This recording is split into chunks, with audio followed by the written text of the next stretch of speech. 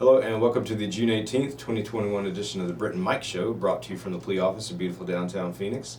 To my right is Mike Thomas, if you guys don't already know him. He's been working down here in the Plea Office for the last few months as the Vice Grievance Chairman, so he's in charge of discipline, amongst his many other duties as a plea board member. But he also took over the duties as what should we call you? Our plea educator? Our plea class guy. He's the guy that gets stuck conducting all of the plea trainings. But we had class 545 in here yesterday for career survival, so we have some new plea members. And when do they graduate? In a week or two, and there's going to be 4 lateral transfers that we get as well. Good stuff. So you guys will be seeing them in the precinct soon. Please welcome them. So we got a lot to talk about. Let's talk about the first issue. This restriction on investigative travel. So there has been some things that came out from the city about restrictions if you do not have the COVID vaccination for city business travel outside of the county. We have heard from some of the members about this already, who voiced their concerns about it. We are actively working with it and trying to find a solution with the city, and that it's something that we are currently working on.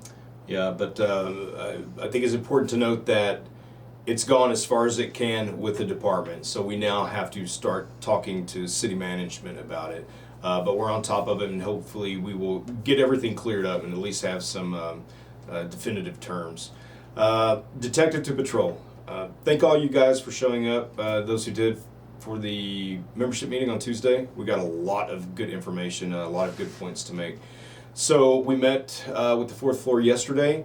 We thought we had everything hammered out and we would be able to tell you guys exactly what was going to happen. Some things changed yesterday afternoon, so we are awaiting the final decisions, but it will most likely come Monday.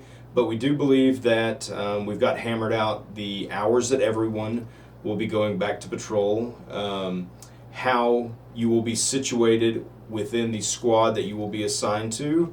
There were a couple other things, but I think the biggest message we got was we want a consistent message, and so everyone knows what they want to do. I think the holdup was maybe there was a commander or two, precinct commander or two, that maybe had some different ideas, so the patrol chief is going to have to hammer that out. But as soon as we get that information, we will put it out to you. I know the department's going to have to put out an ENS next week. This is supposed to take effect July 4th. But anyway, we'll let you know as soon as we get more info on that. The next thing I wanted to touch on, some of you have probably received a survey. It's a class and comp survey, very lengthy. I believe it takes about 6 hours to complete, and you have 2 or 3 weeks to do it. We ask that you, if you are one of the lucky people that received it, that you please put a lot of thought into it. This is something that helps us as a department. It can help us. Our interest is the retention and hiring part of it. Obviously, that's a problem. Everybody knows it, no secret. But I think that the officers and detectives that did get this, they have the best opinion of how we should advertise our job and what we should do to make it more attractive. So if you have any questions about it, please call us here at the office, 602-246-7869. We can guide you through it. But I also think everybody's boss should have been told you can do, work on it 1 hour a day during your shift, 2 hours, however you want to do it. But if there's any problems, just give us a call. The other kind of strange thing going on, some of you may have been contacted for an interview by 21CP Solutions. This company was hired to look at our tactics during protests and our FTO program, solely to make improvements. That is the only reason.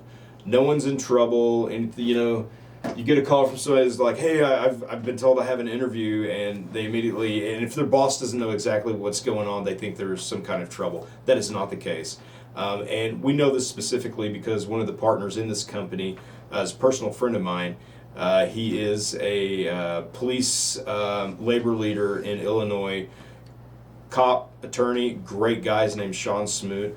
But he has let us know exactly what is going on, and it is nothing but a report that will help us to improve. And it's specifically within the FTO program. We hear from FTOs constantly. This is something that's really good. But again, if you guys have any questions about it, give us a call down here and we can help you out. Am I missing anything? No, I think that's a very good point, though, that if you guys do have any questions, if there is anything you need, please come down to the office or give us a call. If it happens to be when we're not open, you can always reach us through the on-duty radio supervisor. They'll have the on-call board member or representative that can help you. So just get a hold of them, and we're here to help you guys with whatever you need. Good stuff. Thanks, Mike.